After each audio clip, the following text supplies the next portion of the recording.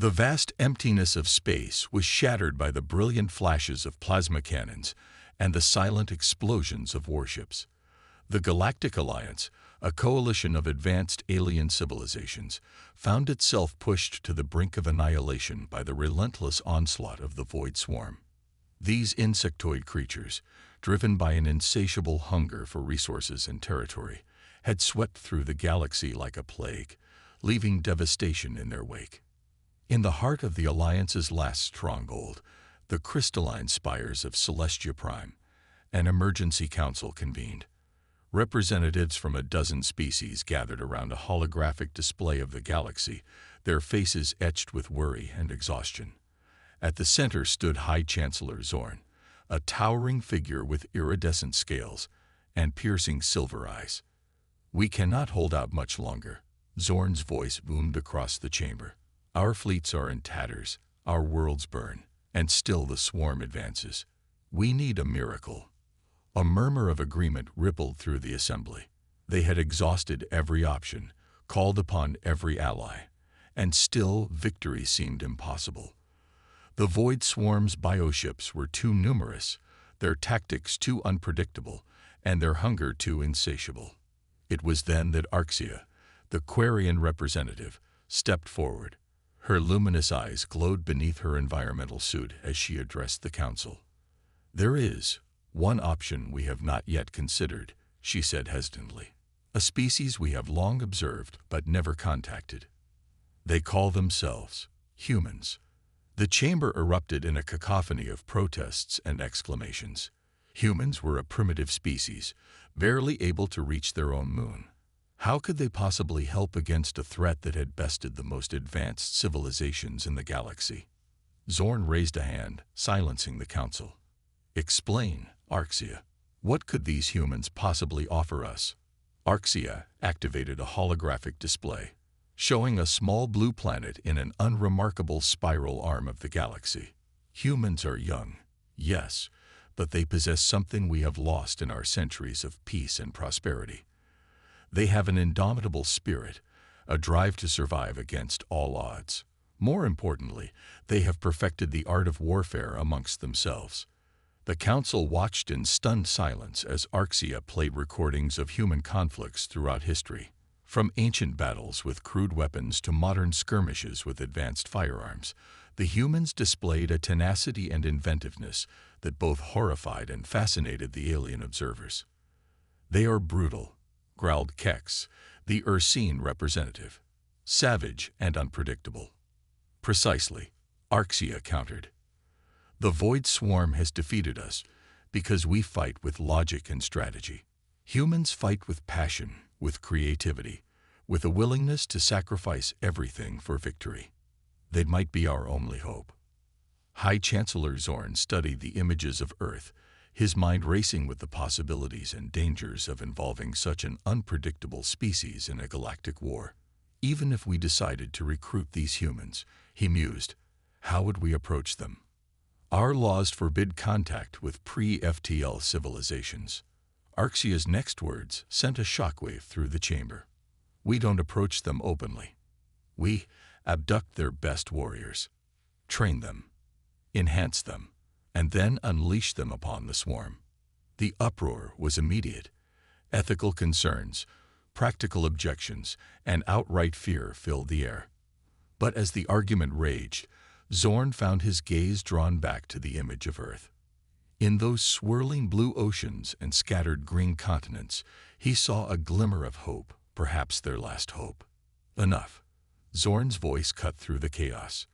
"We are out of options and out of time. Arxia, assemble a team.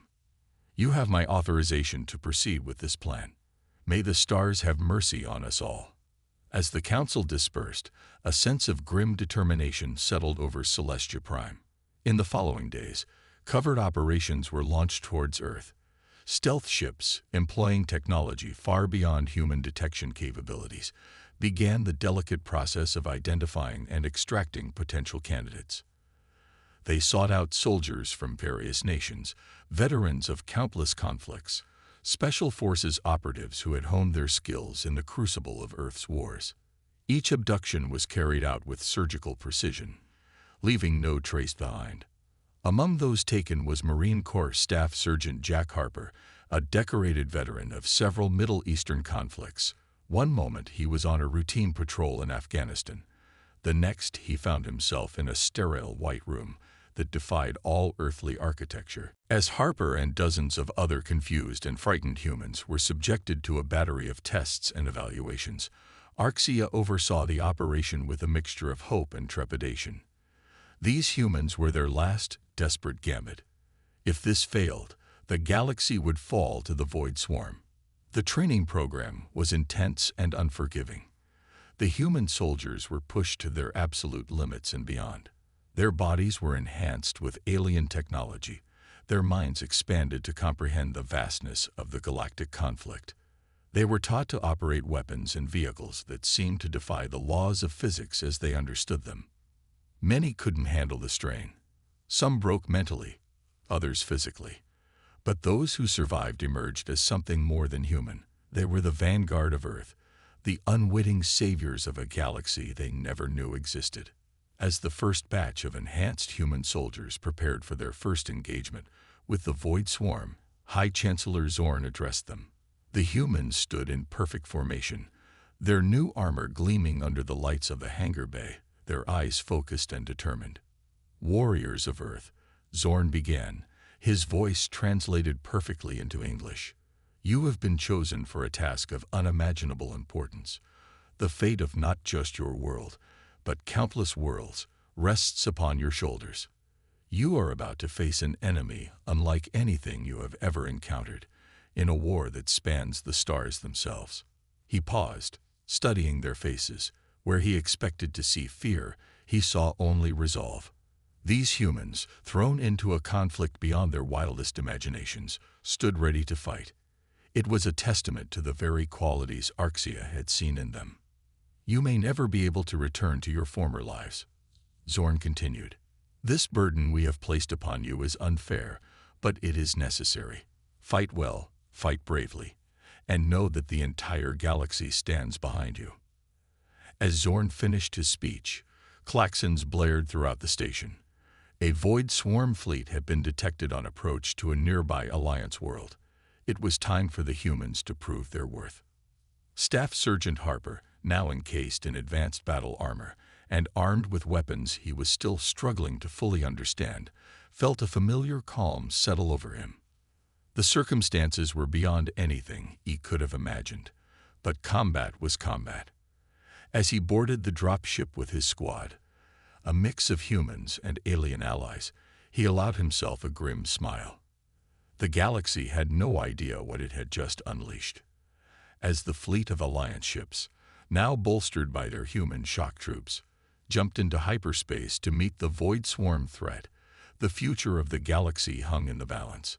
The Galactic Alliance had taken an incredible risk, placing their hopes in a species known for their capacity for both great violence and great compassion. Whether this gambit would lead to salvation or to an even greater threat remained to be seen. But one thing was certain: the galaxy would never be the same again. The battle that ensued over the skies of Helios 9, a lush garden world on the fringes of Alliance space, would forever be etched in the annals of galactic history. As the Void Swarm's bioships darkened the sky, blotting out the system's twin suns, the Alliance fleet stood ready, their human warriors poised for their baptism by fire. Staff Sergeant Jack Harper stood in the drop bay of the Alliance cruiser Starfire, his enhanced muscles taut with anticipation. Around him, his squad, a mix of humans and alien allies, performed last-minute equipment checks. The ship shuddered as it engaged the swarm, and Harper knew their moment was coming. "Remember your training," he said, his voice steady despite the chaos erupting outside. "We hit hard, we hit fast, and we don't stop until every last one of those bugs is space dust." Aura. A chorus of aura echoed through the bay, the human battle cry adopted by their alien comrades. As the bay doors opened, revealing the hellscape of space combat outside, Harper felt a surge of adrenaline. This was what humans were made for.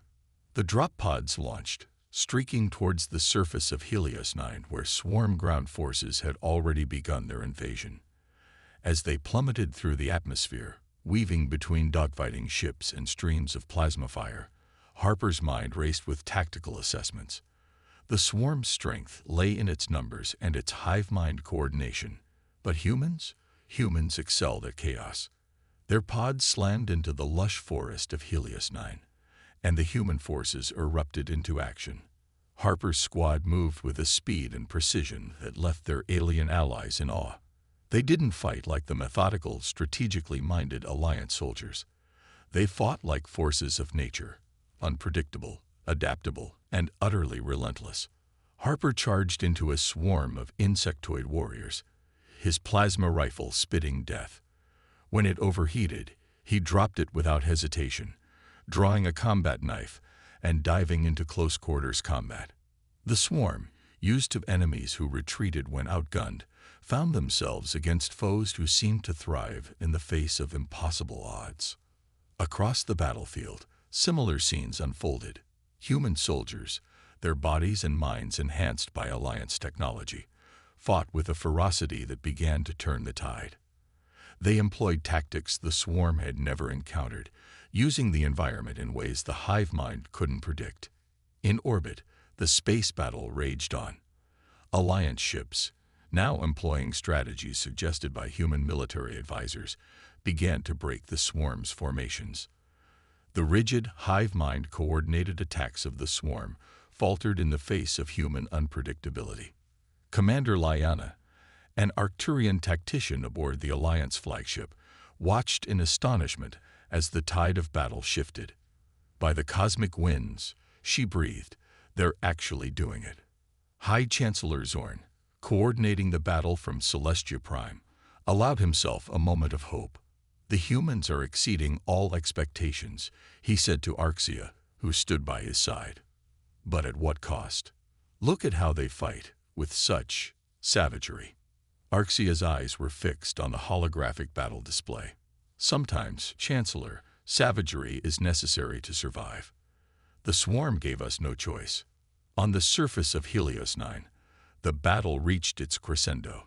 Harper's squad had fought its way to the swarm's primary hive node, a massive pulsating structure that coordinated the ground forces. As waves of insectoid warriors surged to protect it, Harper knew a conventional assault would fail. Jones, Ortega. He barked into his comm. Remember, Rio. Let's give these bugs a taste of home. His fellow humans grinned behind their faceplates, immediately grasping the plan.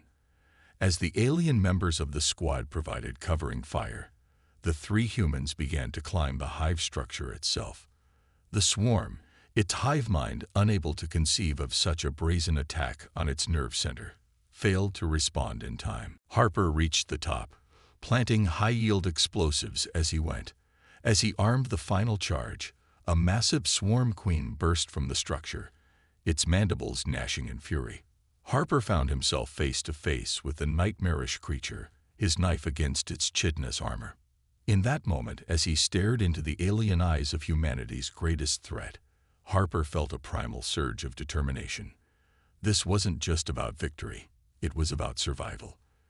With a roar that echoed across the battlefield, he plunged his knife into a weak joint in the queen's armor. Again and again, even as its claws raked across his armor. The queen fell, and Harper stumbled back, gasping. He armed the final charge and leaped from the structure. Fire in the hole, he yelled, and the hive node erupted in a massive explosion. With the loss of their primary coordinator, the swarm forces on Helios 9 fell into disarray. The Alliance forces, led by their human shock troops, pressed their advantage. Within hours, the planet was secured. And in orbit, the swarm fleet retreated, their hive mind reeling from an unprecedented defeat. As the dust settled on Helios 9, the true impact of humanity's involvement began to sink in. Alliance commanders watched in a mixture of awe and unease as human soldiers whooped and cheered, their battlefield camaraderie unlike anything seen in the disciplined ranks of other species. Harper, his armor dented and scored, but his spirit unbroken, gathered his squad. Humans and aliens alike looked to him with newfound respect. "We've won the day," he said, his voice carrying across the ravaged landscape. "But this is just the beginning. We've got a galaxy to save, and I intend to see it done." News of the victory at Helios 9 spread rapidly across Alliance space. For the first time in years, hope blossomed. Humanity, the primitive species that had been overlooked for so long, had changed the course of the war in a single battle. But as footage of the combat spread, showing humans fighting with what many species viewed as barbaric ferocity, a new sentiment began to grow alongside hope: fear. The Alliance had needed saviors, and they had found them in humanity. But as High Chancellor Zorn watched the reports flood in, he couldn't help but wonder if they had also created something that could prove to be an even greater threat than the swarm. On Earth, oblivious to the galactic conflict, life continued as normal. But in the depths of space, humanity's destiny was being forged in the fires of an alien war.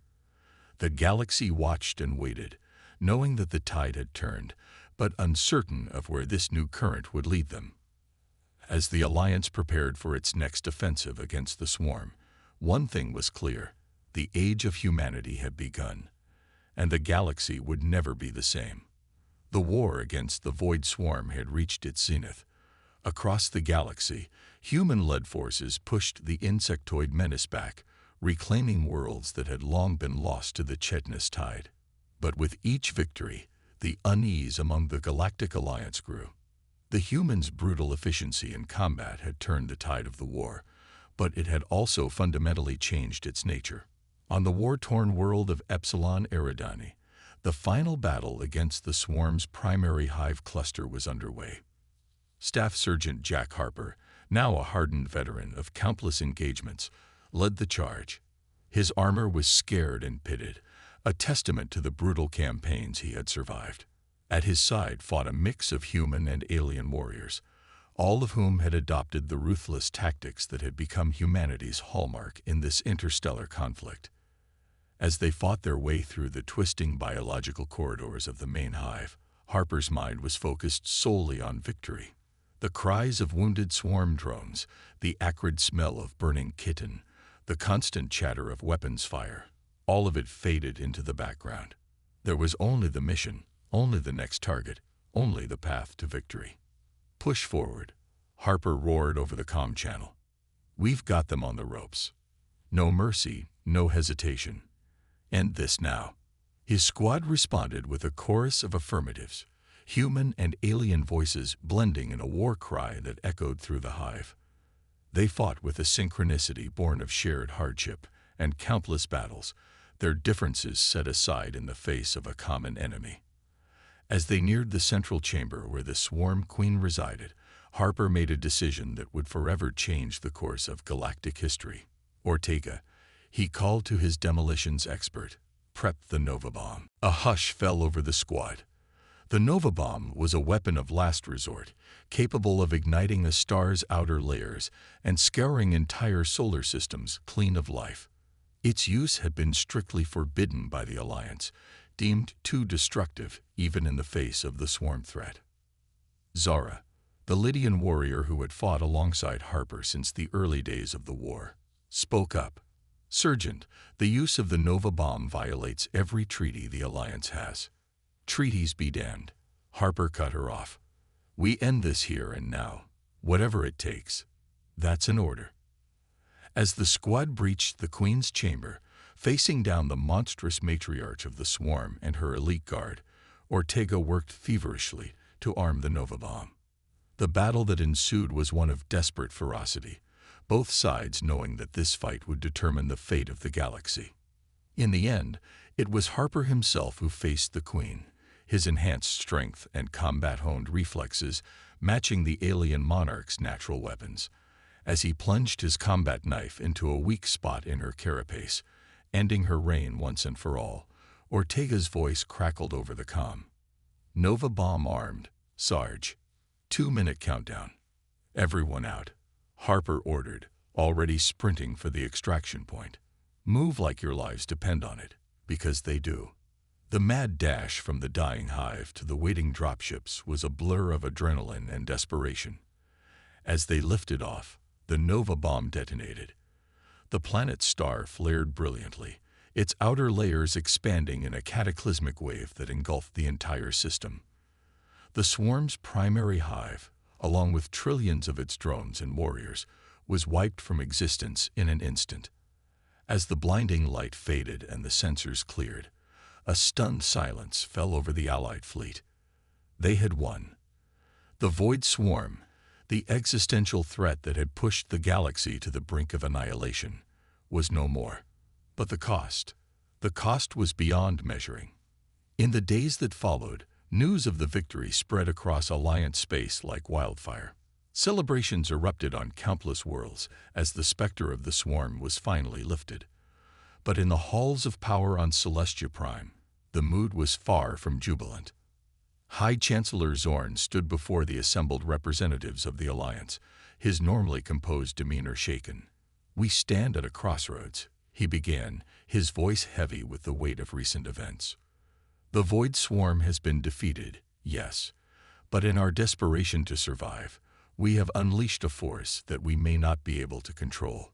Footage of the Nova bomb's detonation played behind him, the destruction of an entire star system serving as a stark backdrop to his words. "The humans have saved us. There is no denying that. But their methods, their disregard for the very laws and principles that bind our alliance together, we cannot ignore the implications." Arxia, the Quarian who had first proposed bringing humans into the war, stepped forward. "Chancellor, members of the Alliance, I take full responsibility for the role I played in this. I saw in humanity a weapon we could use against the swarm. I failed to consider that weapons, once unleashed, are not easily contained." The debate that followed was long and heated. Some called for the immediate disarmament and containment of all human forces. Others argued that humanity had earned its place among the stars, that their actions, while extreme, had been necessary for the survival of all. In the end, a compromise was reached.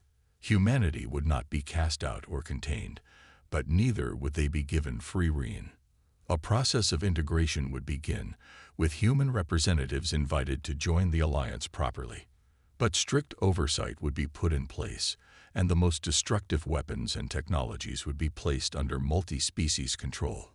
As the galaxy began the long process of rebuilding, humanity found itself in a unique position. They were heroes to some, potential tyrants to others, and a source of fascination to most. Human culture, art, and ideas began to spread among the stars, bringing with them both the creativity and the conflict that had defined Earth's history. Staff Sergeant Jack Harper, hailed as the hero who had struck the final blow against the Swarm Queen, found himself increasingly uncomfortable with his newfound fame. As he stood on the observation deck of an Alliance starship, looking out at the vast expanse of the galaxy, he reflected on the journey that had brought him here. "Penny for your thoughts, Sarge." Zara's voice broke through his reverie. The Lydian warrior had become one of his closest friends through the crucible of war. Harper was silent for a long moment before responding. "We did what we had to do. Save the galaxy and all that. But sometimes I wonder, at what cost?"